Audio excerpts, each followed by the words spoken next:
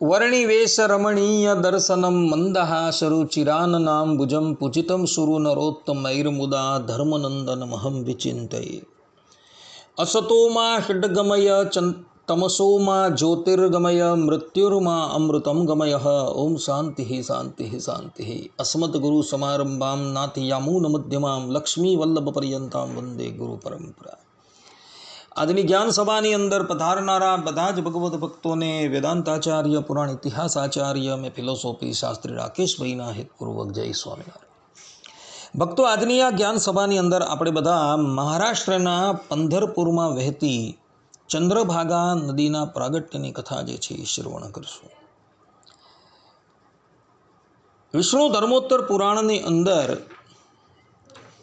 અધ્યાય 162 શ્લોક 34ની અંદર ચંદ્રભાગા નદીના પ્રાગટ્યની કથા જે છે એ માર્કંડેય ઋષિએ વર્ણવેલી છે। માર્કંડેય ઋષિ કહે છે, ચંદ્રભાગા સરિતશ્રેષ્ઠા યત્ર સીતા મલોદકા મહાદેવ જટાજૂટી गंगा निपतिता पुरा।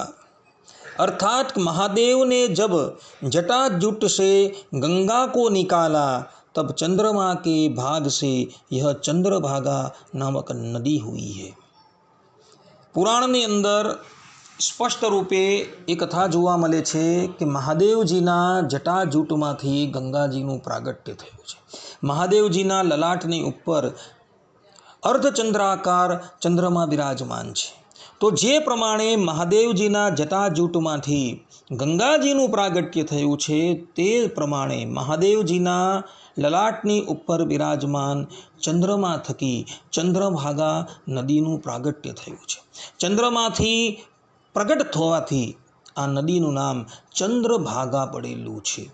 ભક્તો, જે પ્રમાણે ગંગા નદીનું મહાત્મ્ય, ગંગાના સ્નાનનું મહાત્મ્ય શાસ્ત્રોમાં વર્ણિત છે, તે જ પ્રમાણે આ ચંદ્રભાગા નદીનું મહાત્મ્ય પણ જે છે એ શાસ્ત્રોની અંદર વર્ણિત છે। જે પ્રમાણે ગંગાના સ્નાનથી મનુષ્યની પુનરાવૃત્તિ થતી નથી, તે જ પ્રમાણે ચંદ્રભાગાના સ્નાનથી પણ મનુષ્યની પુનરાવૃત્તિ થતી નથી। આ ચંદ્રભાગા જે સ્થાનની ઉપર વહે છે તે સ્થાનની અંદર વિઠ્ઠલનાથજી ભગવાન જે છે એ સાક્ષાત બિરાજમાન છે। પંઢરપુરની અંદર આ ચંદ્રભાગા નદી વહે છે તો એ પંઢરપુરની અંદર વિઠ્ઠલનાથ ભગવાન જે છે એ અર્ચારૂપની અંદર બિરાજમાન છે। તો તમે જ્યારે પણ પંઢરપુર જાઓ ત્યારે વિઠ્ઠલનાથજી ભગવાનના દર્શન કરવાનું ચૂકશો નહીં। તે જ પ્રમાણે ચંદ્રભાગા નદીમાં સ્નાન કરવાનું પણ ચૂકશો નહીં, કારણ કે આ ચંદ્રભાગા નદીનું પ્રાગટ્ય જે છે એ ભગવાન શંકરના લલાટની ઉપર બિરાજમાન ચંદ્રમા થકી થયું છે।